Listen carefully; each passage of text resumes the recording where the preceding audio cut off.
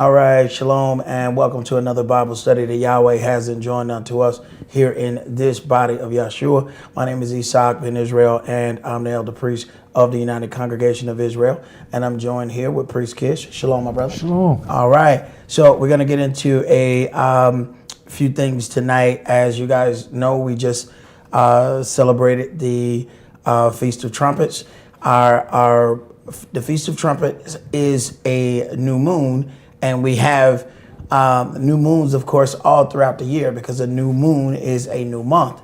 But when you get to the 7th, Yahweh has had that and sanctified it and separated, set it apart. So then this new moon is a Sabbath. The other new moons are not Sabbaths like that. So there's a little bit of a difference there in glory, if you will, when it comes down to those days. And if you look at how Yahweh's days are set up, we have several holy days in the beginning of the year. There's a space. Then you have Pentecost or Feast of Weeks in the middle, and then another space, and then another group of holy days. So there's a group of holy days to begin, and then there's a group of holy days to end that cycle, if you will. So our next holy day is going to be atonement. So let's go and read some things concerning this day. We're going to go to Leviticus 23, and we're going to start at verse 26. It's always good to try and get any questions or anything of that nature off before those days come up. A lot of times this is when we get the questions like day of, it's like, you haven't prepared for what it is that you're about to be doing. You can't get ready right before that. You have to understand what this day means and what is expected of you. And when you really glance at this, especially when you're first getting in, atonement is not a day that people go around talking about. You don't hear anybody saying, I'll see you on atonement. Nobody talks about that day when it is one of the most important day within this setup, but each day leads to the next. But it's not one of those that gets spoken of. You hear people talking about Passover, which is in the beginning of the holy days. But pretty much like anything, we always start off things strong, and then toward the end, we start kind of waning off, if you will. Now things are not as important as it was when we began, and we have a history of doing things like that because it's kind of human nature when you get right down to it. Leviticus 23, and let's start that at verse 26. And Yahweh spake unto Moshe, saying, also on the 10th day of this 7th month there shall be a day of atonement. Now, one of the first points is, here is Yahweh dealing in his law. This is the Torah, all right? He's given instruction. Angels and Yahweh's spirit has delivered these things to Moshe to deliver to the children of Israel. When we're going through this, you don't hear but one name of a month, and that's Abib, what we know sits between March and April. All those other names, those are Babylonian names for months. And if you go, excuse me, and start researching holy days or things of Israel, you're going to run into all these names that you never heard of. And each one of them have a ritual attached to it. It either they're doing this or they're breaking the cookies and throwing them over their head, and you're like, where is this coming from? None of that is in this book, including those names. The names are pagan. All right, Yahweh is telling us when to do this, and he says the 7th month. He didn't give us a name for that month. And we pick up all of these traditions, and the traditions are not ours. And over time, how it gets a little convoluted is that we begin to mix thought processes and beliefs, sometimes unknowingly, because we've been walking in something for so long, or, we come up on a level of understanding.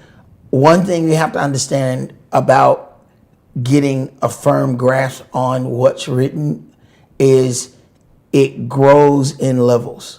So what you have today, you might be on that level for the next 4 or 5 years. And then one day, all of a sudden, you read the exact same thing that you've read 5 times, and the level just went up. And you can't really figure out, okay, why didn't I see this all the other times that I read it? Sometimes your heart has to be ready. It doesn't matter who teaches you. It doesn't matter who reads it to you. It doesn't matter any of that. If your heart is not ready to receive it, you're not going to receive it.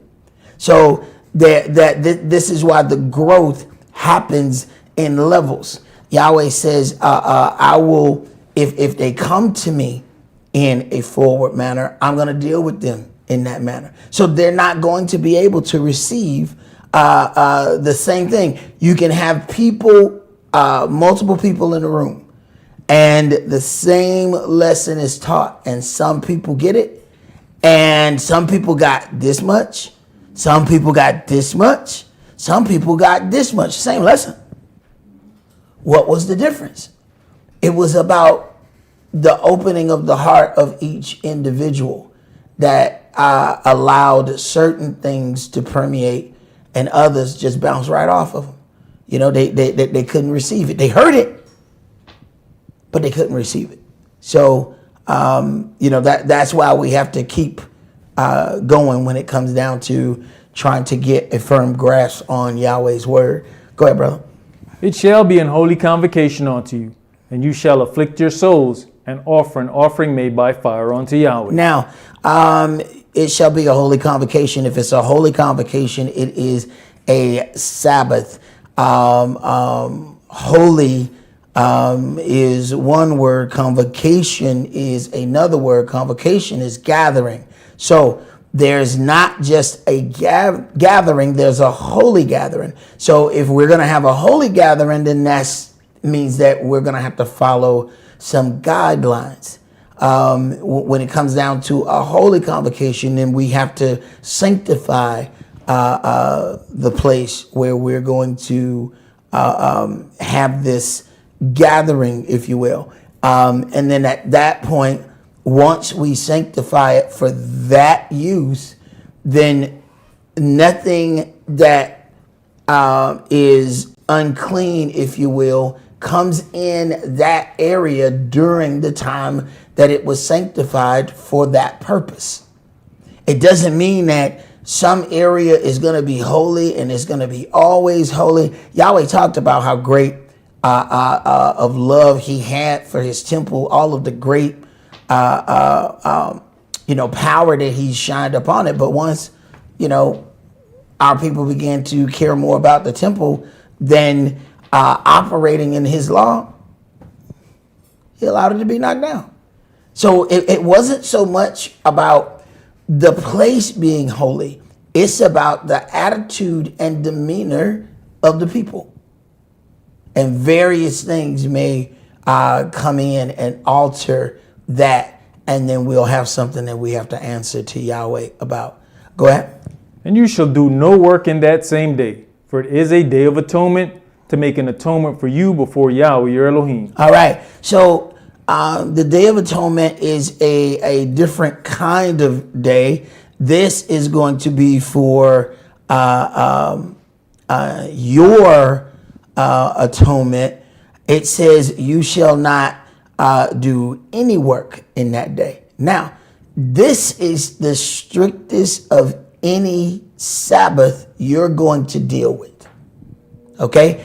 The Sabbath in itself says you shall not do any work. This is what the Sabbath is. When we were told in the beginning that he rested on the Sabbath. All right. So he has rested from his work. Now everybody else is supposed to rest, from the work that we have. But when we get down to atonement, this is a different level of a Sabbath. We're talking about being able to be put back in the right place with your Elohim regarding all the sins that you have committed that year. Now, see, it's one thing to ask us to deal with the sins we did yesterday. It's something altogether different to say, you remember that time in April? You remember the time hey, whoa. That started adding up. I don't care how good you think you are. That stuff started adding up. Now atonement is now a different kind of day. Okay? So a lot of times too, when we start dealing with Sabbaths, we may put a lot of power on like all of them all the way across the board, but they do differ in glory. Go ahead. Brother, even on, you got that debate of to cook or not to cook on the weekly Sabbath. But when you come to this one, there's no cooking. There's no debate. There's no ifs, ands, or buts. None whatsoever, because you ain't supposed to be eating. Exactly. But the interesting part, when it says afflict, and I've heard various doctrines about that as well, that when it was talking about afflict, then it was saying, just not working. So, there's a whole, teaching and a whole following regarding that, these individuals don't fast on the Day of Atonement. They just not work. But if you just not work on atonement, how is that different than the Sabbath before? And if this is the day that removes all your sin and puts you back at one mint with your Elohim, how can it be just like the regular day, the other day? You had a Sabbath the other day. Mm-hmm. So you're telling me the other day is the same as the one that puts you, that gives you a clean slate? How can you put those and make those equal? Now, this is how you may be accidentally doing something wicked. It may seem good to put that power all the way across. But what happens when you do that? Now the one that's supposed to be higher, guess what? It is now even with the other ones. Now we got a problem. Even though that act was meant to do good, and you gotta be careful with Israel. If you give Israel too much, understanding, we'll hang ourselves with some understanding. We'll get, matter of fact, the rope that hang us was called understanding. It's written on the rope. Okay, so we'll take that and we there dangling. The next time you come in the room, feet kicking, what happened? Understanding done killed him. So you have to be careful. That's why sometimes Israel is just given a blank. Hey, just do this. Well, why you down? I don't have no question. Just do that right there. Because the more you start getting into it, the more you're going to start having problems, because you're going to start dissecting it, which is what Israel has a tendency to do.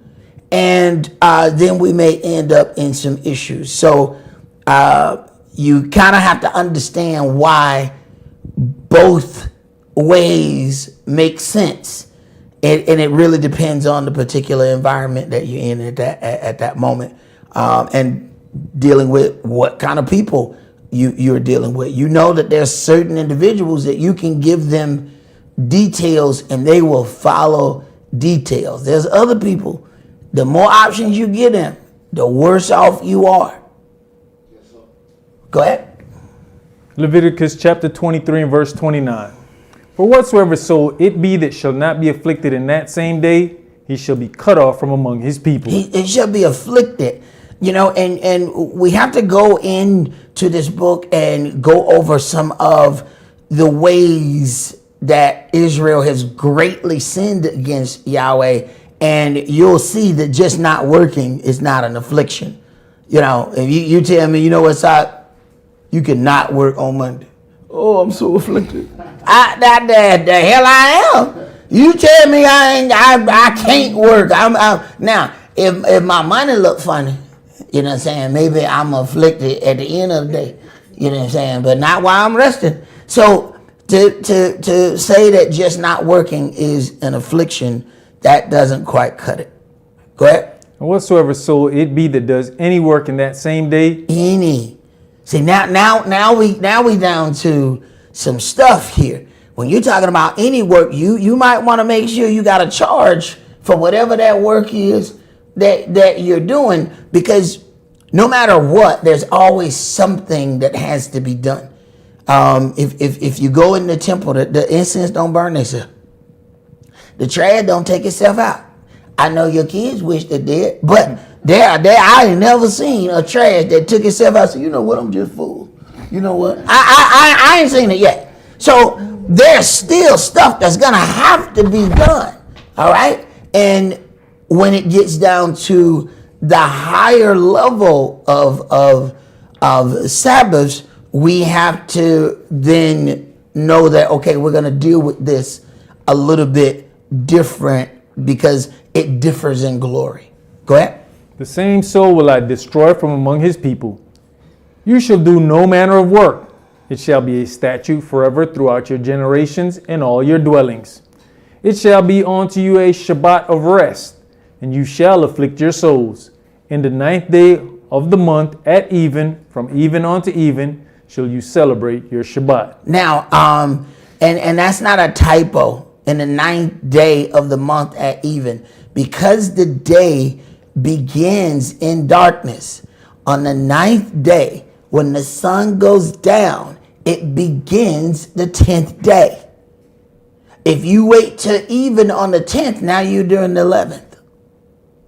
So that's how you count the days. So that's not a typo there. I want to go to Leviticus chapter 16.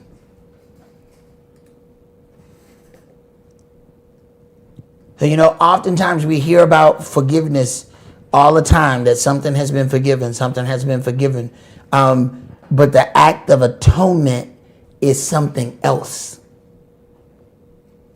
See, in the beginning of the year, this is where we, all like to hang out, Passover.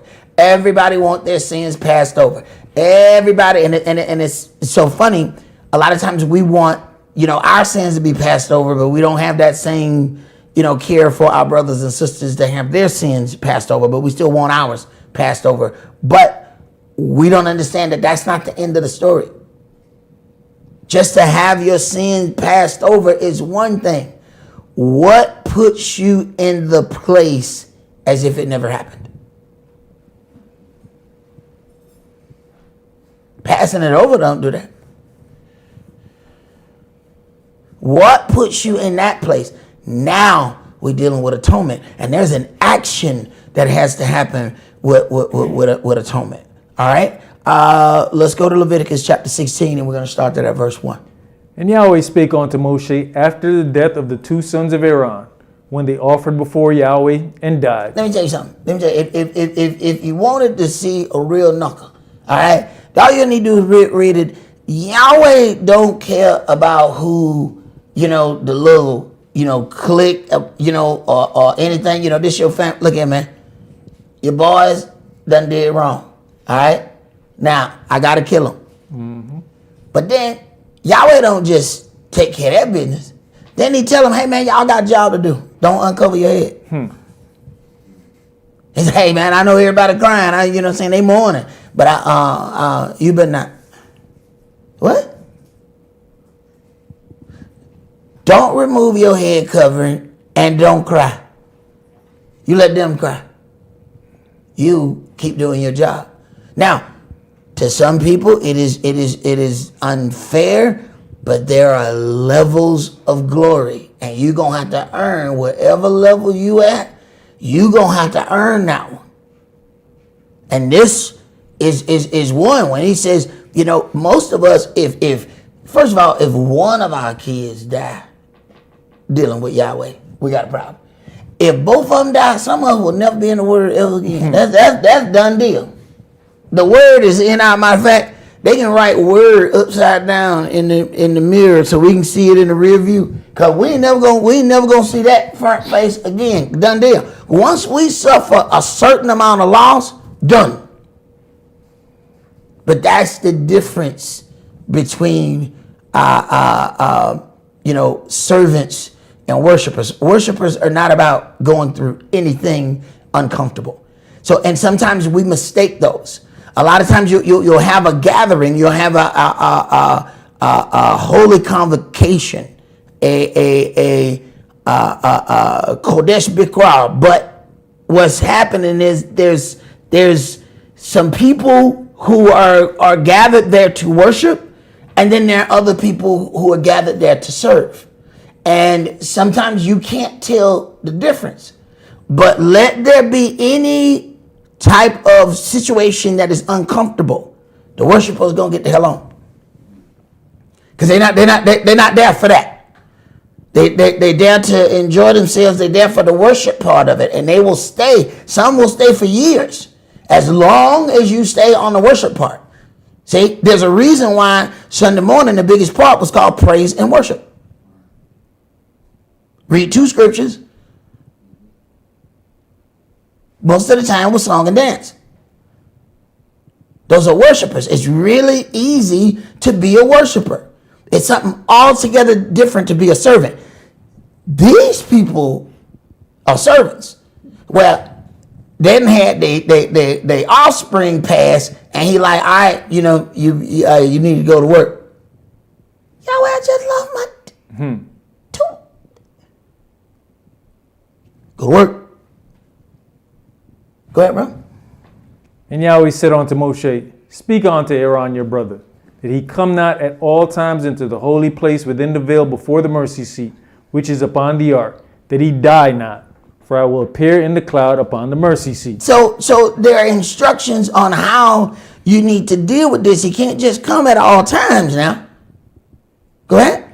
Thus shall Aaron come into the holy place with a young bullock for a sin offering and a ram for a burnt offering. So there are going to be parts where you read and somebody is summoned, like it's not even their idea.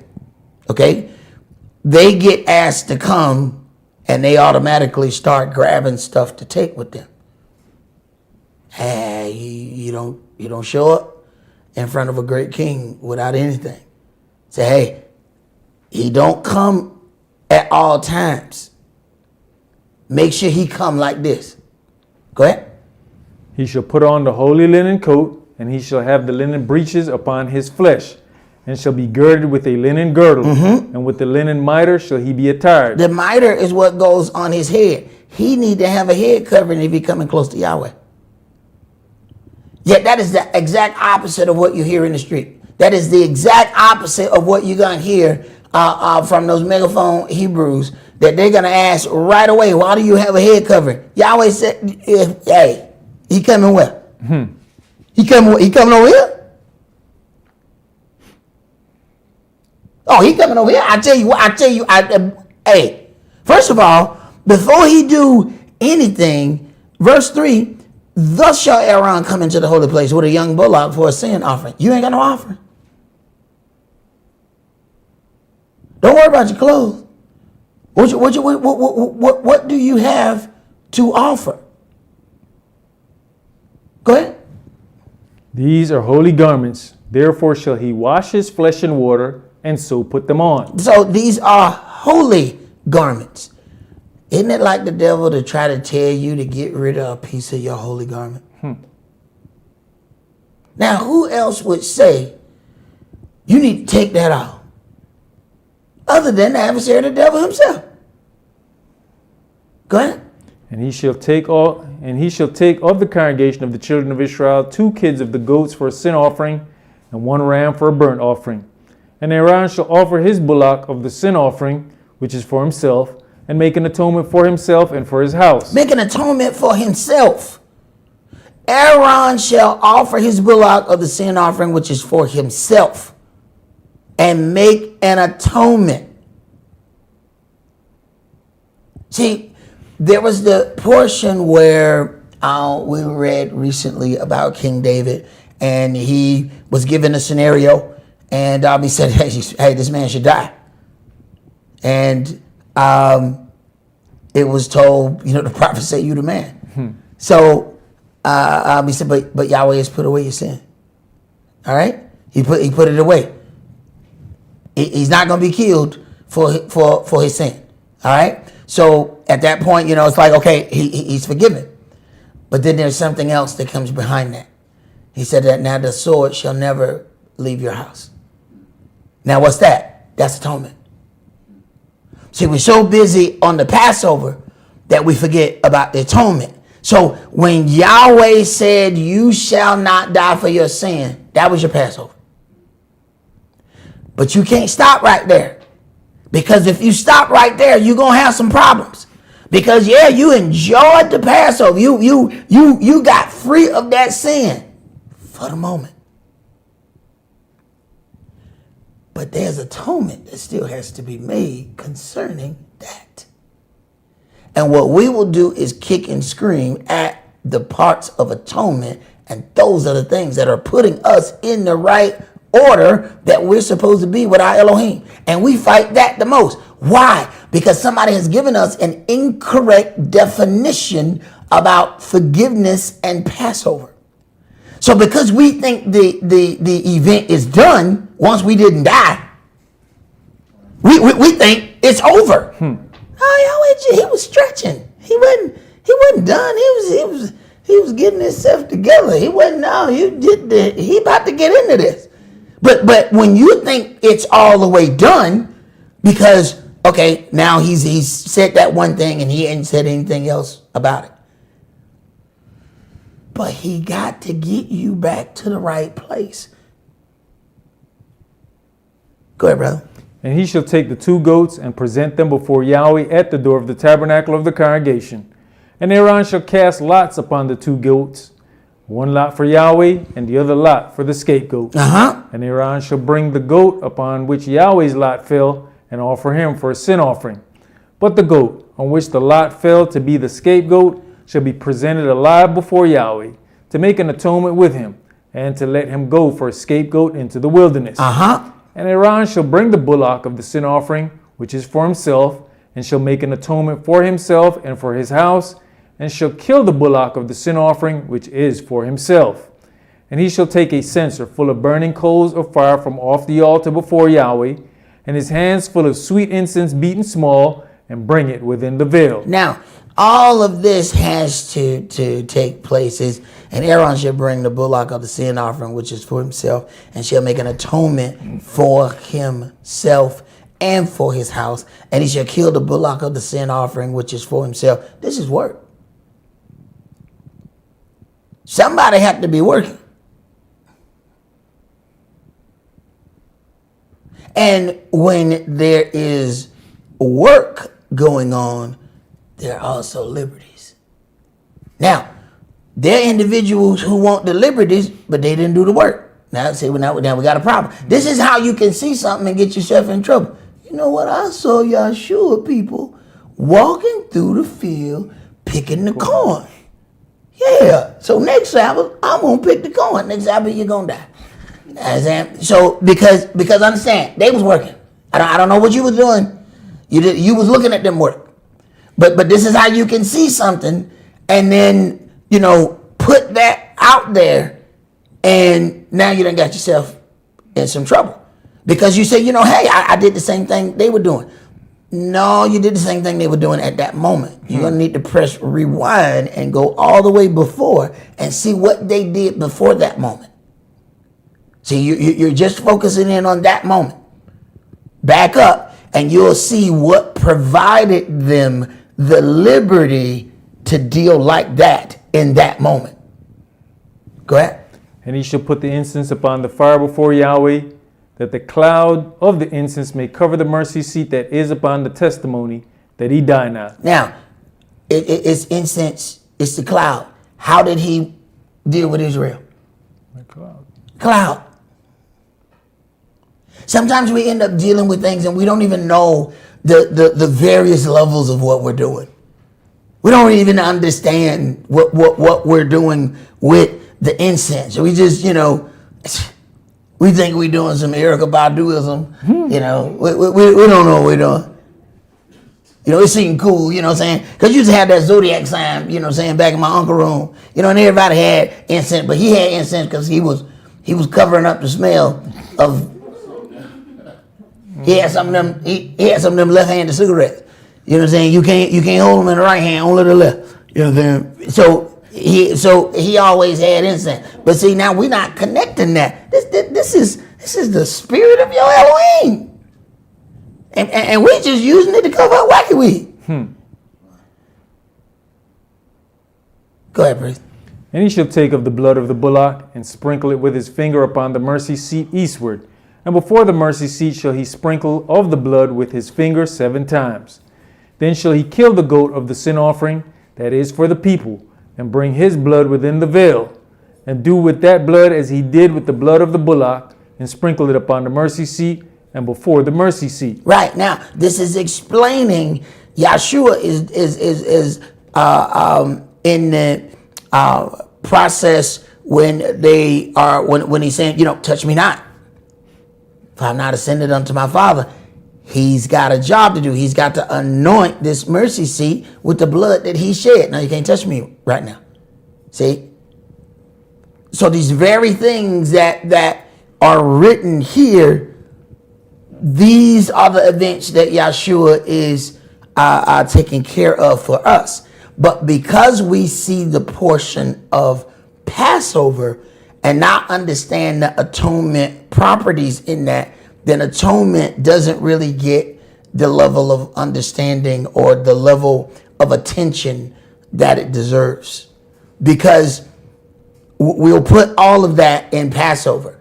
But when it says afflict your souls, understand, he can't come as the Passover and then suffer and then still be there physically for atonement all these months later. No. He's got to take care of these things simultaneously. So when you deal with the affliction, oh my God, he had great affliction. You can't get any greater of affliction, that's happening there. But we attribute that to just the Passover alone. But that affliction is something different. You can be sacrificed. Some can be sacrificed and be done. When they're trying to kill an animal, they slip, a certain part, boom, he out of here. That ain't got nothing to do with spitting on his face. That ain't got nothing to do with putting a crown of thorns. That ain't got nothing to do with slapping him. That ain't got nothing to do with nailing him, impaling him, and letting him suffer. That's something altogether different. That's affliction. We automatically put that with the sacrifice. You don't have to do all that to be sacrificed. All you got to do is to be sacrificed and die. You don't have to be tortured to be a sacrifice. No, that affliction. See, that's where the bill is paid. The bill is paid in the affliction. Go ahead, pray. And he shall make an atonement for the holy place, because of the uncleanness of the children of Israel, and because of their transgressions and all their sins. And so shall he do for the tabernacle of the congregation that remains among them in the midst of their uncleanness. And there shall be no man in the tabernacle of the congregation when he goes in to make an atonement in the holy place, until he come out. Okay, now this serious business. This serious business right here. This not regular. No man shall be in there when he goes to take care of this business. See, atonement not a group sport.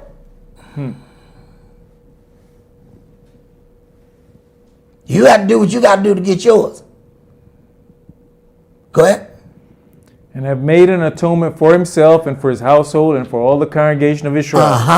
And he shall go out onto the altar that is before Yahweh and make an atonement for it, and shall take of the blood of the bullock and of the blood of the goat and put it upon the horns of the altar round about. And he shall sprinkle of the blood upon it with his finger 7 times, and cleanse it and hallow it from the uncleanness of the children of Israel. Right, from the uncleanness of the children of Israel. No matter whether we are trying or not, there are going to be blemishes in the things that we present. There are going to be blemishes in the things that we do. No matter how hard we try, it's going to be there. You can be so focused on the thing on the left that you miss the thing on the right. It is just going to happen. But we have to know, hey, I can't let those things keep me from walking. No matter if I fall, I got to get back up. Now you fall, you get up, you dust yourself off, and you keep going. That stain didn't come all the way out, though, when you dusted it. Matter of fact, you knocked some of it in there deeper. That part ain't coming out until the wash. All right? You got to get that deep part out later. You just got to get enough off now so you can go ahead and keep going. See, if you think you finna sit there, you done fail in the middle of the journey. Now you think you finna get a washboard and go right here in the middle of the street and you finna scrub something. Now you don't understand. You get enough off of you that you can get back on your journey. You finish cleaning that later. Go ahead. Elder, when you look at it, you got a lot of people who want to jump in this position of being a priest. And when you look at, we reading this, and most of us just catch that he's making an atonement for himself. And that's what we look at every year as atonement for yourself. But it says he shall priest job different. Right. It shall make an atonement for the holy place. He shall make an atonement for the altar. For himself, his family, the children of Israel. Yep. So that means it may be a lot of smoke coming his way. And the incense ain't burning. That's different kind of smoke right there. Hey, it is what it is. Go ahead, bro. Verse 20. And when he has made an end of reconciling the holy place and the tabernacle of the congregation and the altar, he shall bring the live goat. And Aaron shall lay both his hands upon the head of the live goat and confess over him all the lawlessness of the children of Israel and all their transgression and all their sins, putting them upon the head of the goat, and shall send him away by the hand of a fit man into the wilderness. And the goat shall bear upon him all their lawlessness unto a land not inhabited, and he shall let go the goat into the wilderness. And Aaron shall come into the tabernacle of the congregation, and shall put off the linen garments which he put on when he went into the holy place, and shall leave them there. And he shall wash his flesh with water in the holy place, and put on his garments, and come forth and offer his burnt offering and the burnt offering of the people, and make an atonement for himself and for the people. And the fat of the sin offering shall he burn upon the altar. And he that lets go the goat for the scapegoat shall wash his clothes and bathe his flesh in water, and afterward come into the camp.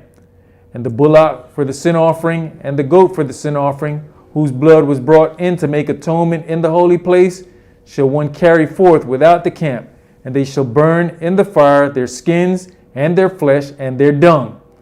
And he that burns them shall wash his clothes and bathe his flesh in water, and afterward he shall come into the camp. So you have a lot of ordinances when it comes down to dealing with this, because there's sin coming off within this blood and this atonement. So when I first got into this word, I thought that all of the washing was because they got to get the blood out. Wait a minute. No, he was sanctifying them with blood. He got the blood and he sprinkled it on them. He ain't wiped that off. So no, this not just about blood. See, this one of the things got me cut up the most by this old man, right?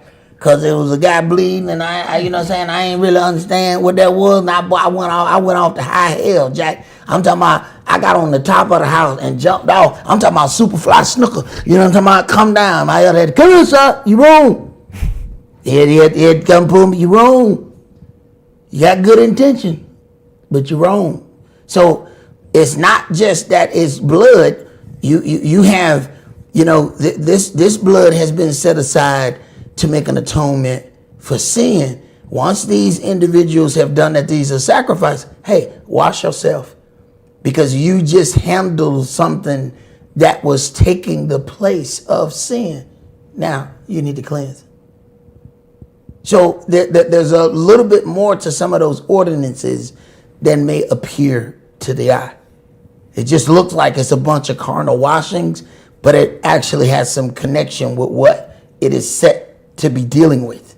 Go ahead. You know, even when you look at Aaron's position again, being the priest, you know, sometimes people, well, y'all keep telling the priest this, the priest know this. At the end of the day, how can he confess their sins if he don't know what's going on? Right. He's gonna lay his hand over this animal and confess the lawlessness of the children of Israel. Mm-hmm. What you gonna confess if you don't know what's going on? You know, that's that middle part of fully repenting with something. Sometimes it's difficult to go that step because we have to acknowledge, you know, and that acknowledgement sometimes is so difficult that it ends up hindering us from getting to that next level, because we can't even really get to that step one and acknowledge, you know, something. And it's interesting because, you know, Yeshua, you know, asked a few times, you know, a question within, you know, even healing somebody. You know, they're finna get healed, and he's just, you know, you gotta think about how strange this question is. He says, you know, do you believe I can do this? Mm-hmm. What? Now, how you gonna answer that question? Because it's gonna directly connect to what's been to happen. You know, are you there because everybody else showed up? Are you there because people said, mm-hmm. you know? Are you there because, you know, he got a little fame? You know what I'm saying? Hey man, we'll go to see the new rapper in town. You know, but do you believe? See, now it comes out of the crowd setting and comes directly to you. Do you believe I can do this? Mm-hmm. Uh-oh. See, we don't understand how pinpoint that is. No. I asked you what your wife think. I asked you what your husband think. I asked you what your partner think. No. I'm asking you. Do you believe I can do this? And sometimes we are spiritually saying no. Why? Because we put a limitation on him. So we are answering that question within our hearts. See, we're not going to outright out of our mouth say, no, I don't believe you can do this. Our actions is going to say, I don't think you can do this. Thereby limiting the power of our Elohim. Now, how's he going to react to that? Go ahead. In a roundabout way, that's what he asked the 12 when they stayed behind, right? Oh, Basically, he was asking, y'all believe I'm the man? Right. He said, will you also go? Right. We going to go. Right. I'm the man. So a lot of these are crossroads that this is where, you know, you earn the bread and butter. Right when you get to them crossroads and he want to see what you gonna do. Go ahead. And this shall be a statute forever onto you, that in the 7th month, on the 10th day of the month, you shall afflict your souls and do no work at all. Okay. He says afflict your souls and do no work at all. Mm-hmm. If no work was the affliction, why is there an and? Why does he mention that like it's two different events?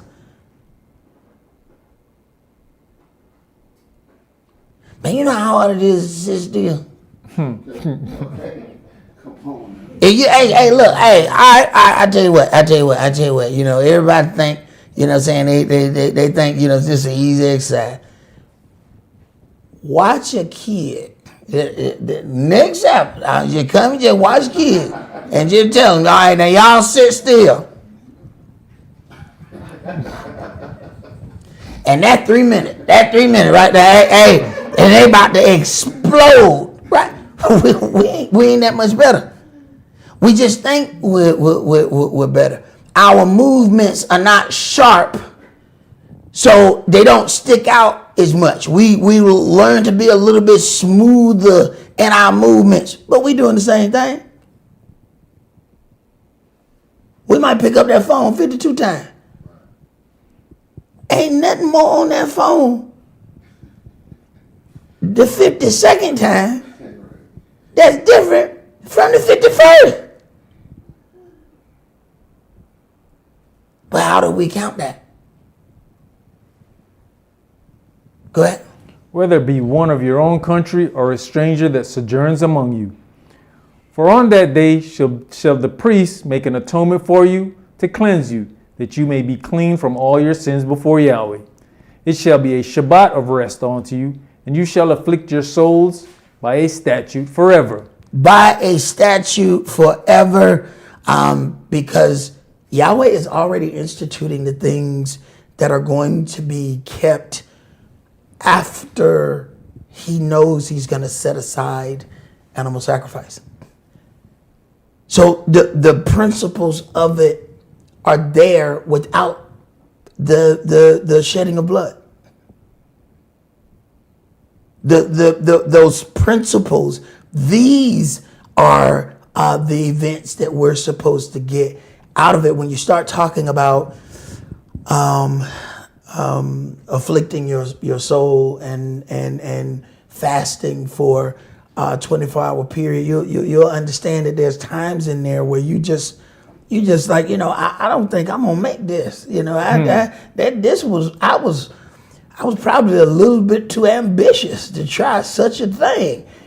And then another hour goes by, if you make it through that, and then you forget you was even hungry. Well, there's going to be parts in our life that you're going to get to, and you say, I just don't think I can make it. Sure you can.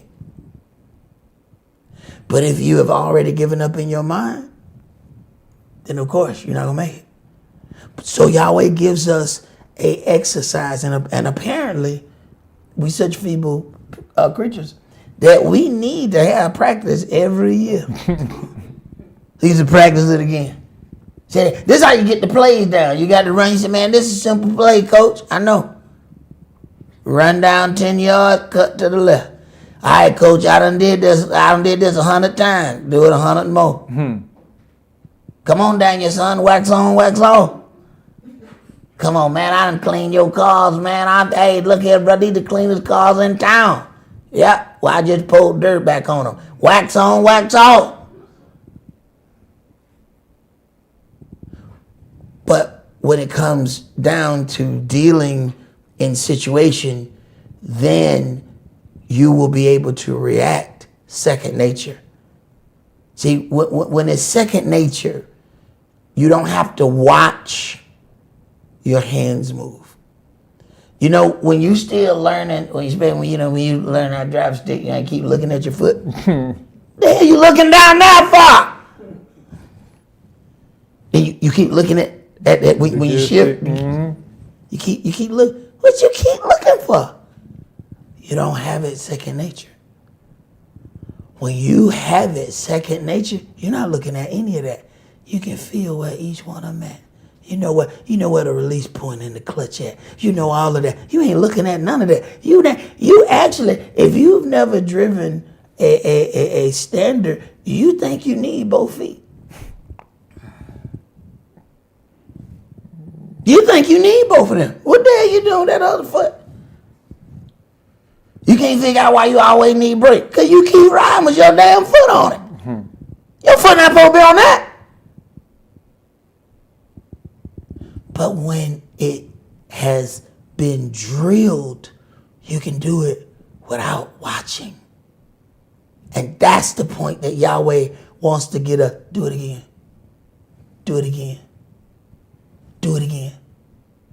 Go ahead, Priest. You know, if you keep looking at that gear strip now, if you know they got numbers in that letter on there, you get in somebody's car and that ain't there, you looking like, hey, where the numbers and the letters at?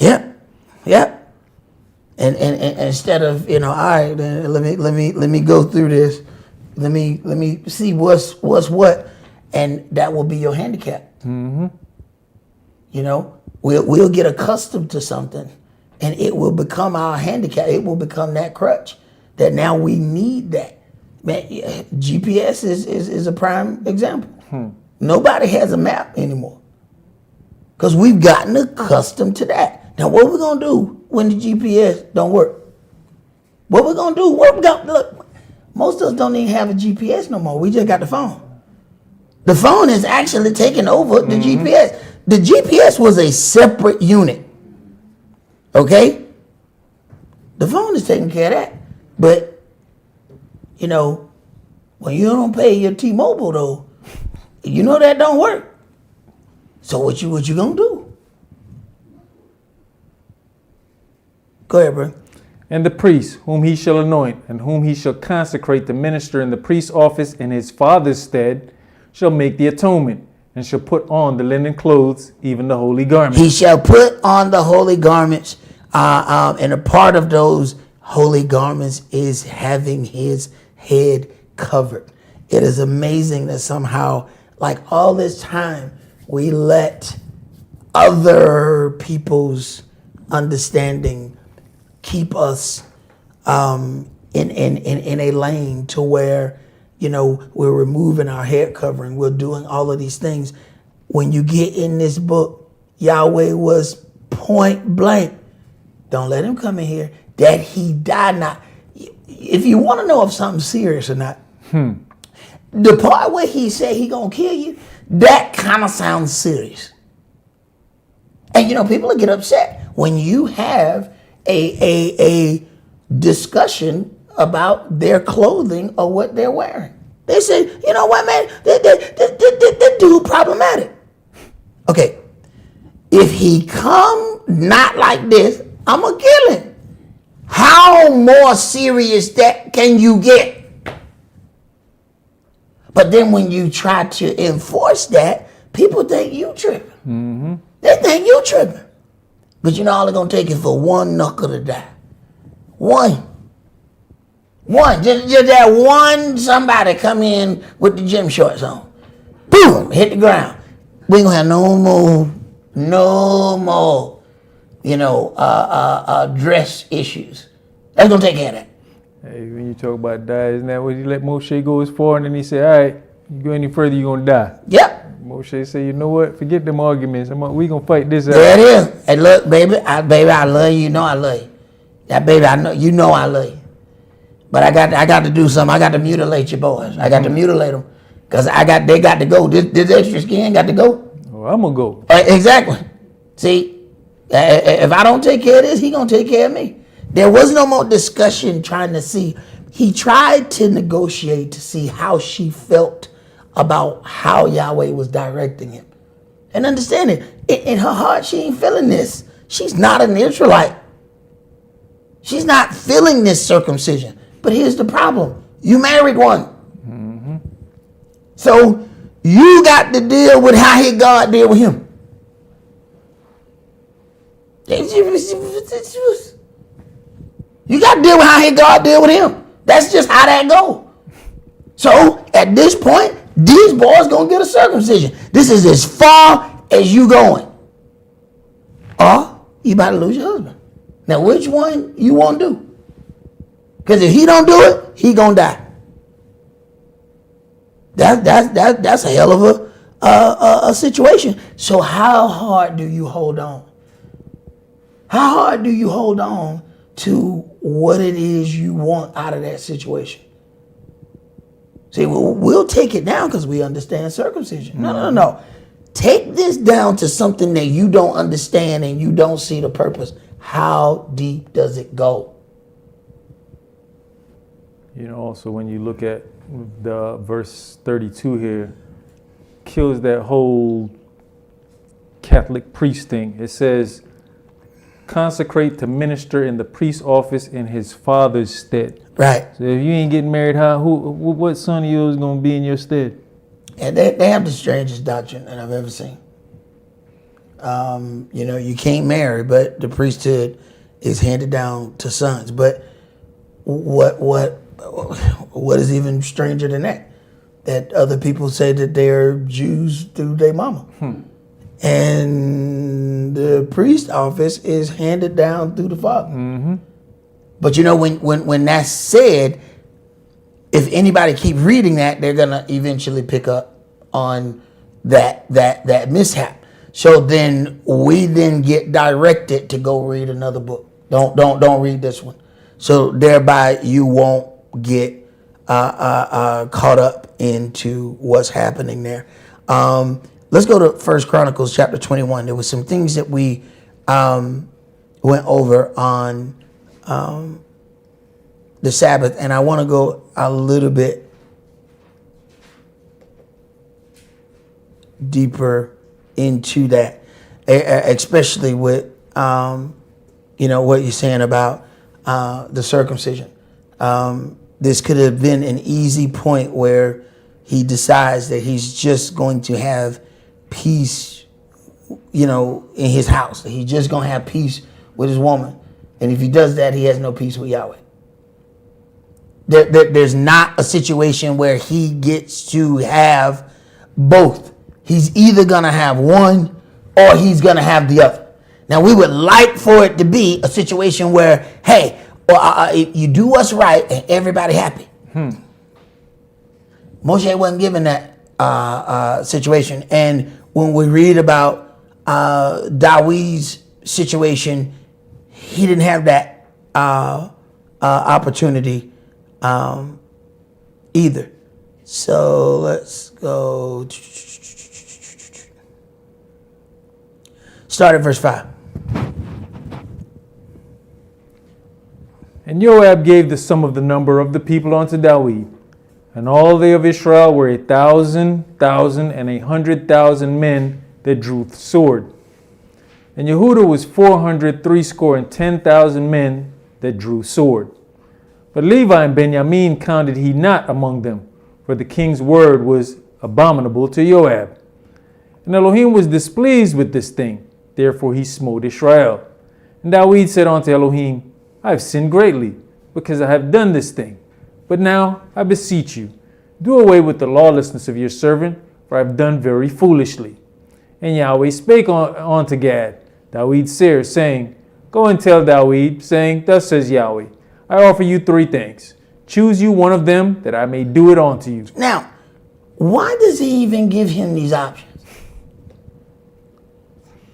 Do anybody remember reading any other place where we walk across where Yahweh gives us options of which way we want to whip him? That was always a trick question with your parents.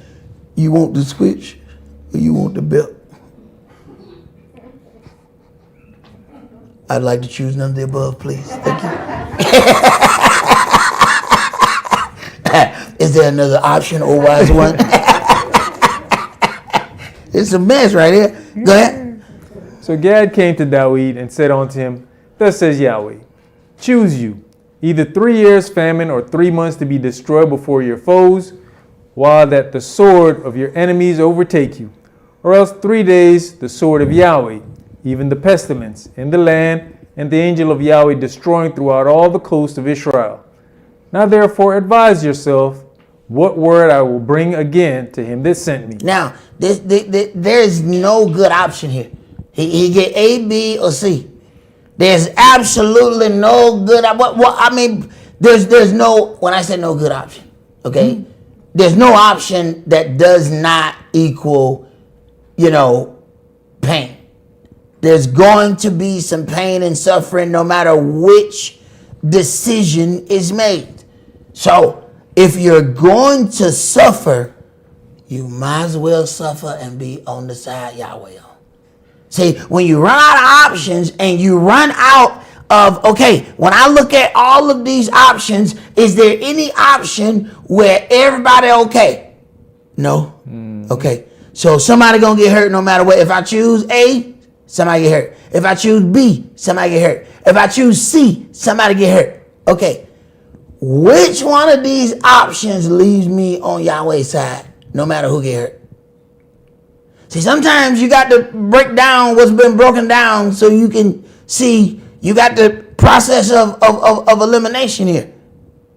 Go ahead. And Dawid said unto Gad, I'm in a great strait. Let me fall now into the hand of Yahweh. Yes. Okay. Let me fall in the hand of Yahweh. I got a big issue here. Okay? No matter where I go, there is going to be pain and suffering. But if I gotta fall, let me fall on the part where Yahweh's standing. Let me fall right there. Go ahead. For very great are his mercies, but let me not fall into the hand of man. Cause see, you got man that already been waiting for any great man to fall. So I think you had mentioned it the other day about Dawid, and he said, "Hey man, ain't that the dude that they was singing, talk about David his 10,000?" But he got caught in a bad situation, so then Dawid had to act like he was crazy so he can get out of the situation, and his enemies couldn't wait to say, "Look at it. I thought he supposed to be somebody. Man, that dude crazy, man. Don't bring that man over here." So falling in the hands of men can be a real danger, because here they come with some get back for some problems that they had way back. Remember when Dawid is forced to leave, the town, what happened? Folks over on the other side of the water yelling. Now, it ain't got nothing to do with what they think it got something to do with. He just like Saul. So this is his opportunity to speak against Dawid. So he said, no, I don't want to fall in the hands of man. Let Yahweh, I know Yahweh's hand's stronger, but let me fall that way. Go ahead. So Yahweh sent pestilence upon Israel, and there fell of Israel 70,000 men. And Elohim sent an angel unto Jerusalem to destroy it. And as he was destroying, Yahweh beheld, and he repented him of the evil, and said to the angel that destroyed, It is enough, stay nigh your hand. And the angel of Yahweh stood by the threshing floor of Arnon the Jebusite. So Yahweh is making it painfully obvious. This is the spot that I have chosen. Now, we just read all of these things about sacrifice. But before there's a sacrifice, the place has to be sanctified before you can offer the offering. It's not just the situation of the offering. If you're going to do something, remember, they had to sanctify the altar. They had to sanctify all the vessels. Oh, wait a minute. If this is going to be a place that has to be used, and the heathen has already used this place for all manner of evil, he has to cleanse it. Uh-oh. How do you clean something? The shedding of blood. Go ahead. On those options that he was given, when he said, let me not fall into the hands of man, 3 months to be destroyed before your foes. They weren't going to stop till them 3 months was up. Nah, Yahweh, you made a commitment. We got 3 months. It didn't say they went through the whole full 3 days. Yeah. Hey, your enemy going to get you 23 hours and 59 minutes and 59 seconds. They want all of this. All of it. Because they were already unhappy about what Yahweh had given you anyway. Go ahead. And Dawid lifted up his eyes and saw the angel of Yahweh standing between the earth and the heaven. Now, why would he even let him see it? So Yahweh goes to a point and says, I'm angry with you. But he lets you see his angel. Why did he let him see that? Sometimes there's something going on bigger than the individuals who are actually involved. He didn't let him see no angel. Go ahead. Having a drawn sword in his hand stretched out over Jerusalem. Drawn sword. Go ahead. Then David and the elders of Israel who were clothed in sackcloth fell upon their faces. And David said unto Elohim, is it not I that commanded the people to be numbered? Now, he did, but he was also moved to command the people to be numbered. When you read in Chronicles, it says, and Yahweh was angry with Israel and moved David. Now, why he moved him to do that? Because whatever that end result is, he wanted. But what if you look at all the problems that happened before and say, there's no way this could be of Yahweh? Absolutely not. Keep reading. Even I it is that have sinned and done evil indeed. But as for these sheep, what have they done? Look at that. Sometimes you be advocating for the wrong people. What have these sheep done? It was them he was mad at. Yep, they did everything. Go ahead. Let your hand, I pray you, O Yahweh my Elohim, be on me and on my father's house. Now, that is the love that someone has for the sheep. Punish me in my house, but leave these people alone. Go ahead. But not on your people, that they should be plagued. Then the angel of Yahweh commanded Gad to say to David, that David should go up and set up an altar unto Yahweh in the threshing floor of Arnon the Jebusite. So, Yahweh has chosen his spot. But he needed to sanctify his spot. And he needed to make David do something so he can sanctify the spot. He can't just say, go over there and build. Wait a minute, man, that land got to be clean. Go ahead and clean that land. I need to sanctify it. But it's a good piece of land, and a lot of things have been done, so we got to shed a good amount of blood. Go ahead. And David went up at the saying of Gad, which he spake in the name of Yahweh. And Arnon turned back and saw the angel, and his 4 sons with him hid themselves. Now Arnon was threshing wheat. And as David came to Arnon, Arnon looked and saw David, and went out of the threshing floor, and bowed himself to David with his face to the ground. Now, this is how Yahweh helps your enemies leave you the hell alone. Why you show the other dude? The other dude know, you know what? Hey, bro, hey, we ain't got no problem. I can't understand when people saw Moshe glow, how you still have a problem? I ain't got no problem with the glowing dude. We ain't got no problem. So, I need you to do it. It's already done, sir. It's already done. I saw you glowing. I saw you glowing from the top. I saw you coming down here. I already made your place for you. Won't you come sit down? I ain't got no problem with the glowing dude, bro. You're talking about me and the glowing dude not arguing. We're not getting in no argument. Go ahead. Then David said to Arnon, grant me the place of this threshing floor, that I may build an altar therein unto Yahweh. So he has already moved this person to do what he needs him to do. All he had to do was show him. He showed him the angel. He hit him and his kids died.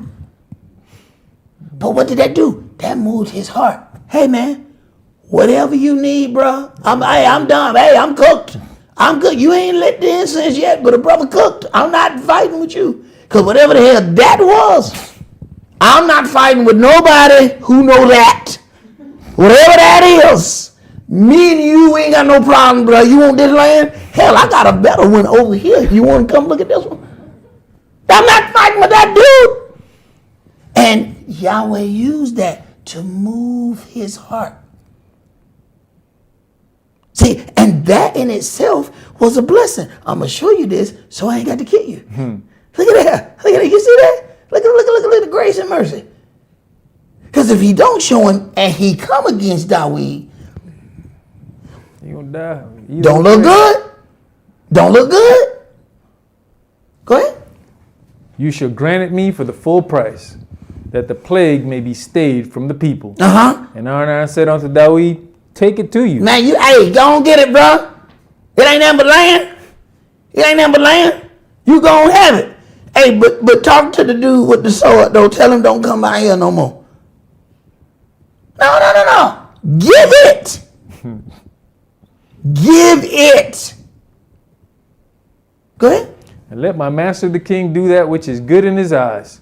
Lo, I give you oxen. I give you the oxen also for burnt offerings, and the threshing instruments for wood, and the wheat for the meat offering. I give it all. Right. You can have everything you need right here. You know what I'm talking about? Everything you need. I got spices. I got everything. Tell me what you need. I give it all. Everything. Hey, what I saw, I'm not dancing with. We're talking about people who don't worship Yahweh. But a fool know not to walk into a tornado. So now, man, whatever that was an amazing power. I don't want it with that. So Yahweh has moved even the other side, that everything he needs, whatever that is, you got it. Now, what if, you got to think about how crazy this may look to somebody else. Now, the angel was seen by this man, him and his sons, they hide. Now, what happened when they go home and other people didn't see the angel though? Hey man, what happened to the threshing floor? I gave it to David. You gave it. You gave it to David. The threshing floor, you gave the threshing floor away. Do you know what his folks got to be saying when he get back to the crib? Man, you are out of your mind. But Yahweh didn't show that to everybody. Only the ones who in the point of making that decision. Go ahead. I mean, at this point, you basically gave up all your work. He said, I'm going to give you the instruments. I'm going to give you everything. You can have it all. That means we're going to have to go rebuild somewhere else. Hey, we done, man. Everything you need. Go ahead. And King David said to Arnon, no, but I will verily buy it for the full price. For I will not take that which is yours for Yahweh, nor offer burnt offerings without cost. Now, if I offer the burnt offering without cost, then you offering it. I know you want to give me such a, but he has put me in a position where I have the funds to pay for it. I am going to pay you for it because I cannot offer that to my Elohim. That comes from something that I have no connection with. Go ahead. So David gave to Ornan for the place 600 shekels of gold by weight. And David built there an altar unto Yahweh, and offered burnt offerings and peace offerings, and called upon Yahweh, and he answered him from heaven by fire upon the altar of burnt offerings. And Yahweh commanded the angel, and he put up his sword again into the sheath thereof. Now, hold on. So David gave Ornan the money. He builds the altar. Now, David is standing in he's a king, but he's playing the role of priest. We keep thinking that the priesthood and the kingship merged with Yahshua. He's a king. He's offering. He's not just offering. He's offering the offering that's going to be the place of the offering. So David built there an altar unto Yahweh and offered burnt offerings and peace offerings and called upon Yahweh. Okay. And he answered him from heaven by fire. Wait a minute. Yahweh, this is serious conversation going on. But you don't talk to Yahweh like a man. Okay. But this serious conversation going on. He answered him by fire. He didn't say, I love thee, David, thou art great. No. Even when he sent somebody else. Go tell David I said that. Wait a minute, Yahweh, this your man 50 grand, why you ain't tell him? No, we need to maintain order. So with maintaining order, there needs to be a separation from this conversation. At least he vaunt himself that I'm talking directly to him. Hey, you go tell him what I said.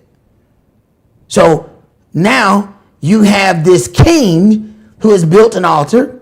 He's offered burnt offerings, peace offerings, all the things the king ain't supposed to do. He's doing all of it. And then Yahweh answers by fire. Okay? Now, read verse 27 again. And Yahweh commanded the angel. Wait a minute, man. The whole damn time he's standing Yes, there. sir. That's Hey, man, what come I on, was bro. gonna say. Yep. Come on, bro. Come on, bro. Come on. Whole time. Yes, He's doing sir. that. But it's still right there with that sword. You better do it and do it right. Come on, man. Come on, man. Now, everybody don't see the dude with the sword, though. And it's still out. That it was drawn in his hand. That's like having our weapon of choice in these days is a Glock. That's like having the Glock still pointed at you the whole time, and you up there cooking. You cooking, and the Glock pointed right at you the whole time, and it don't stop until you're finished. Some of us can't even work under that kind of pressure. Hey, brother, I'm trying to make this lamb. If you don't mind, can you put the blick down? Can you come on, bro. Come on, man. Is that a switch on that thing? Come on, brother. Come on. Can you put it down? No. He's not going to put away his weapon until he know he ain't going to use it. And just because you started it don't mean that he know he ain't going to use it. He don't know he ain't going to use it until you finish. Go ahead. At that time when David saw that Yahweh had answered him in the threshing floor of Arnon the Jebusite, then he sacrificed there. For the tabernacle of Yahweh, which Moshe made in the wilderness, and the altar of the burnt offering were at that season in the high place at Gibeon. But David could not go before it to inquire of Elohim, for he was afraid because of the sword of the angel of Yahweh. All right. Let's go to 2 Chronicles chapter 3.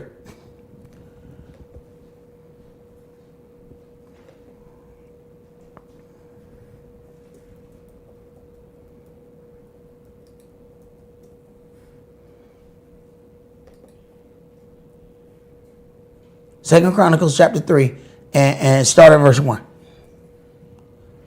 Then Shlomo began to build the house of Yahweh at Jerusalem in Mount Moriah, where Yahweh appeared unto David his father, in the place that David had prepared in the threshing floor of Arnon the Jebusite. So Yahweh was picking that. So every bit of that uncomfortable situation was him picking where the house was going to be. He didn't care who liked it, who didn't like it, what, none of that mattered. This is the location.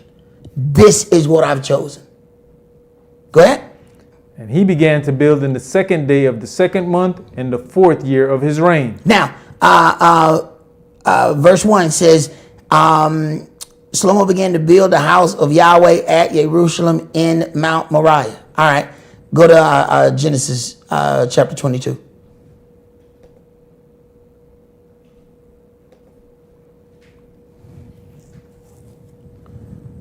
Verse 1. Yep. And it came to pass after these things that Elohim did tempt Abraham and said unto him, Wait a minute, he tempted Abraham. This some stuff. You're gonna give me something, right? So Yahweh don't give you foreknowledge of what he is going to deal with you.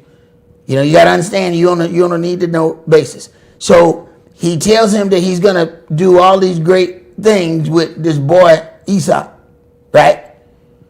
Then he tell him to go and sacrifice the boy. But what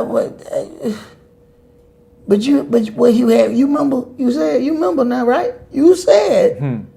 But now you asking me to do something that sounds like the opposite of what you said. Keep reading. Abraham. And he said, Behold, here I am. And he said, Take now your son, your only son Esau. Your only son. I don't care about, I know you got other kids, but this is the only one that I'm dealing with when it comes down to the spirit. Your only son. See, Yahweh deal how he want to deal. You don't get to tell the maker of the law how he gonna deal with his law. He said your only son. You see my other boy, right? He's strong. You see him? Man, I said your only son. So he already know when it come down to dealing with something, don't talk to Yahweh about nobody else except that boy. Go ahead. whom you lovest, and get you into the land of Moriah. I'm sorry, where? Moriah. Okay. Where was the house built? Moriah. Okay, so where was Esau offered up? Mount Moriah. Okay. He already chose that place. So all the other events that happened before is so everybody else can know that he already chose that. He already chose that. He chose that. He been chose that. See, some of the things that we need to see is so we can be convinced. He didn't need convincing, you did. He already got that place. But a whole big display and an offering had to be made to cleanse the place where he will put the house. But in the beginning, didn't he say, I'm going to give you all that stuff? So if he already said in the beginning, I'm going to give you all of this, all of it was already his before it was given to him. It was already his. When the altercations out, it was already his. It was already given in Genesis. So some of the events that we're watching, you're just watching the passing off of the certificate. All right, now it's officially yours. From the moment Dawid was anointed, he was king. But he wasn't officially king. But the land was already here. He was already king. But he had to still work to officially get that crown.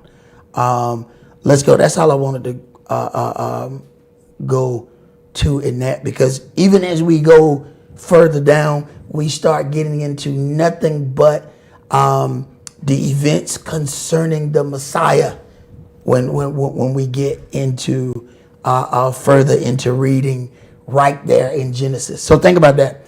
In Genesis, we're getting connections to the great gift that Yahshua is going to present in his body through his blood, but we're getting that in Genesis, and that's an amazing whole concept there. Let's go to Exodus chapter 35.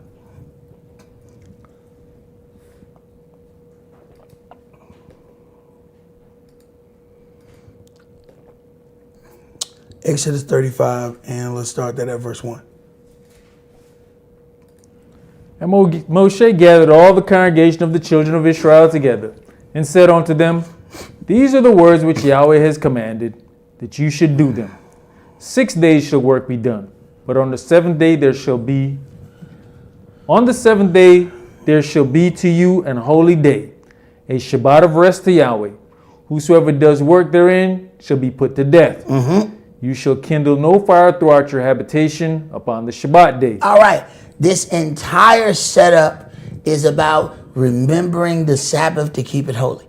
And why would you have to tell, some people that they must take a rest?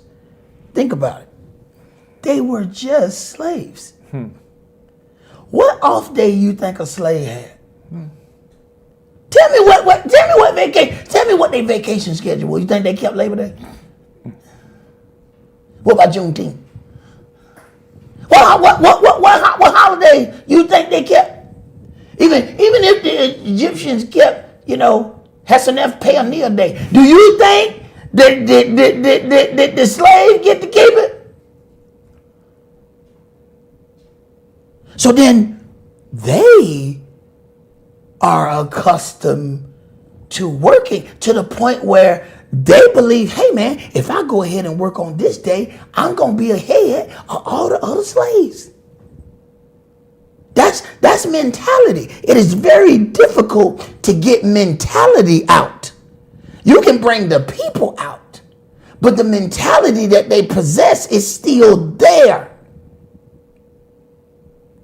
They know working. So this is something that they have to reprogram their brains. Hey man, you need to sit still.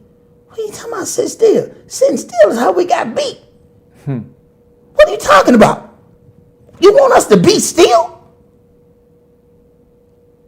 Go ahead.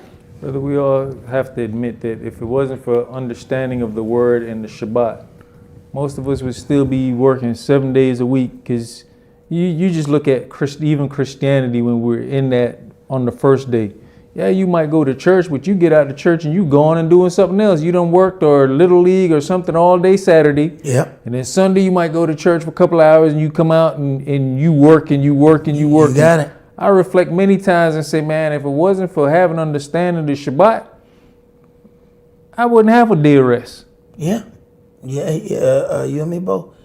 I remember a time where I didn't know what my check looked like without overtime. I started working overtime. I'd be like, baby, we are poor. I didn't account for that. I had done it so long that was in the count, you know? Mm-hmm. So when you stop doing it, you realize, whoa, wait a minute. I've gotten accustomed to something that I have to get unaccustomed to. Because see, then the adversary devil pull you back in. Don't you miss that money? Don't you miss it? You know, now he trying to, convince you, I mean, maybe you can just work half a day on the Sabbath. I mean, you ain't got to profane the whole Sabbath. Just profane a little bit of it. It's a lot of Sabbath, right? See, and nothing helps you do that than the thought of gain. So he really has to get this through their head not to do this. Go ahead. And Moshe spake unto all the congregation of the children of Israel, saying, This is the thing which Yahweh commanded, saying, Take you from among you an offering unto Yahweh. Whosoever is of a willing heart, let him bring it. An offering of Yahweh, gold and silver and brass, and blue and purple and scarlet, and fine linen, and goat's hair, and ram skins dyed red, and badger skins. All right. All of these items that are needed for the house, the children of Israel are supposed to supply that. All right. Because they're supposed to directly have a connection with the house of Yahweh. Let's go to Exodus chapter 16.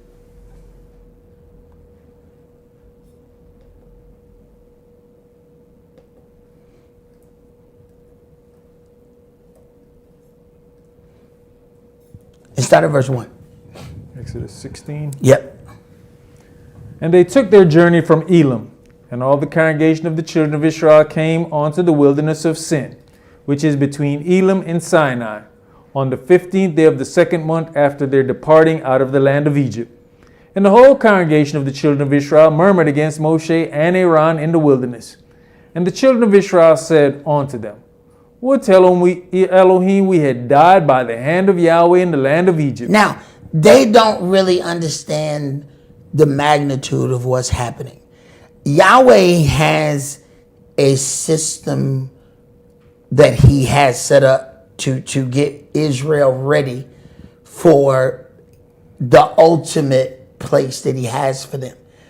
It never does occur to us that our hearts are not ready and that he has something greater for us, but we're not great enough yet to receive it. It never does occur to us that he's having to work something out of us so that he can give us this great thing. So at this point, they don't understand. I mean, we out of Egypt. Why don't we just have it already? I don't get it. Why would you do all of this and we don't have it? Just give it to us. It never occurs to them that they are not ready for that which they seek. Go ahead. When we sat by the flesh pots, and when we did eat bread to the full, for you have brought us forth into this wilderness to kill this whole assembly with hunger. Now, this is when you know you in a bad spot. When you look back at your captivity and believe that your captivity is better than your freedom. He has definitely not gotten you to the place where you need to be, because your perspective is off.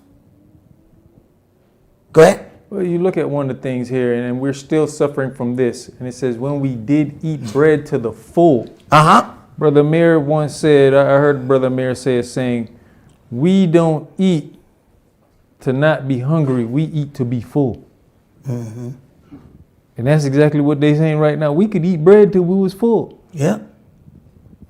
Verse 4. Then said Yahweh unto Moshe, behold, I'll rain bread from heaven for you. I have something special for you. All right? Now here's Yahweh saying, I have something for you. Go ahead. And the people shall go out and gather a certain rate every day, that I may prove them. Wait a minute.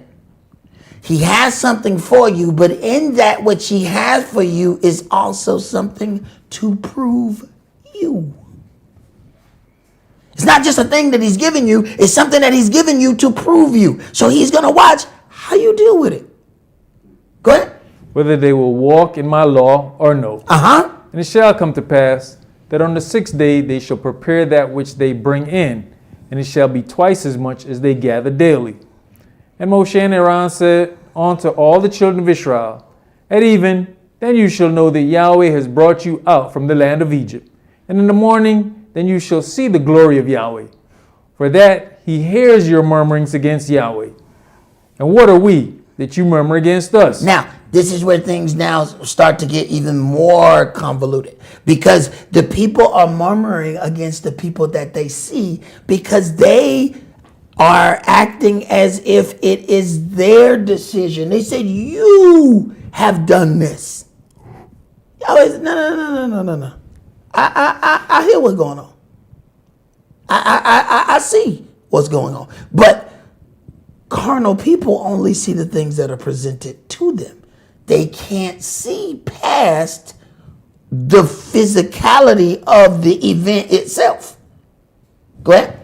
And Moshe said, this shall be when Yahweh shall give you in the evening flesh to eat, and in the morning bread to the full. For that Yahweh hears your murmurings which you murmur against him. And what are we? Your murmurings are not against us, but against Yahweh. He has to inform them. I don't know what you thought you were doing. I know you thought you were saying some slick stuff to me. But I'm trying to tell you what you did was talk slick and greasy to your Elohim. You and me, you got greasy with. You need to understand what you've done. Go ahead. And Moshe spake unto Aaron, say unto all the congregation of the children of Israel, come near before Yahweh, for he has heard your murmuring. Mm-hmm. And it came to pass, as Aaron spake unto the whole congregation of the children of Israel, that they looked toward the wilderness, and behold, the glory of Yahweh appeared in the cloud. Here go your incense again. Go ahead. And Yahweh spake unto Moshe, saying, I have heard the murmurings of the children of Israel. Speak unto them, saying, at even you shall eat flesh. It starts to look like when you go against Yahweh, you probably don't want to get whatever that is you. No, I mean, think about it. Because every time that don't turn out good. When you get to that point, well, you know what? Go ahead then. Go ahead. That when you know you're in trouble. Boy, hey, when your folks start talking with you, they do something with their lip. Go right ahead. Go ahead. Don't you know? No, eat all of it. Go ahead. You're like, oh man, I'm in trouble. Go ahead. You remember the joke I told you on the Shabbat where the dude was with his mama shopping and he said, Mom, I want that right there. Mm-hmm. And she said, what, that over there? The belt over there? He said, yeah. She said, go get it. He went and got the belt. She said, this the one you want? He said, yeah. She wrapped the belt around her hand and beat his behind with it. I told you I was horrified by the story. And here you go, gonna come to Bible study and tell this horrifying story. Now I'm gonna sleep at night, kid. Hey, Yahweh deal with us the same way, right? Yahweh deal with us the same way. You want it, go get it. Hey. Say I'm gonna get it. But I mean, this like your crazy uncle. And he said, you gonna eat this until it come out your nostril. Mm-hmm. If you eat something that much, you vomiting it. This like when your uncle caught you smoking a cigarette, and instead of taking the cigarette, he gave you 2 more packs. Mm-hmm. Here, smoke all of them. Now here go another one. Mm-hmm. Now here go another one. Light it up. Here you go. Light it up! Round that fifth cigarette. No. You back here behind the building with these packs of cigarettes, and look at the cigarettes you got. You ain't got sense enough to know these ain't no cigarettes we smoke. You about to die today. Smoke, light it up. That's when you learn it's 20 in the pack. Right. Yahweh deal like your crazy uncle. Right. Go ahead. And in the morning you shall be filled with bread, and you shall know that I am Yahweh your Elohim. And it came to pass that at even the quails came up and covered the camp, and in the morning the dew lay round about the host. And when the dew that lay was gone up, behold, upon the face of the wilderness there lay a small round thing, as small as the hoarfrost on the ground. And when the children of Israel saw it, they said one to another, It is manna, for they knew not what it was. And Moshe said unto them, This is the bread which Yahweh has given you to eat. This is the thing which Yahweh has commanded. Gather of it every man according to his eating, an omer for every man, according to the number of your persons. Take you every man for them which are in his tents. And the children of Israel did so, and gathered, some more, some less. And when they did meet it with an omer, he that gathered much had nothing over, and he that gathered little had no lack. They gathered every man according to his eating. And Moshe said, Let no man leave of it till the morning. Notwithstanding, they hearkened not unto Moshe. They didn't listen. They didn't listen. They still got to get a head start. See, we got to get a jump on the Joneses. Go ahead. But some of them left of it until the morning, and it bred worms and stank. And Moshe was angry with them. And they gathered it every morning, every man according to his eating. And when the sun waxed hot, it melted.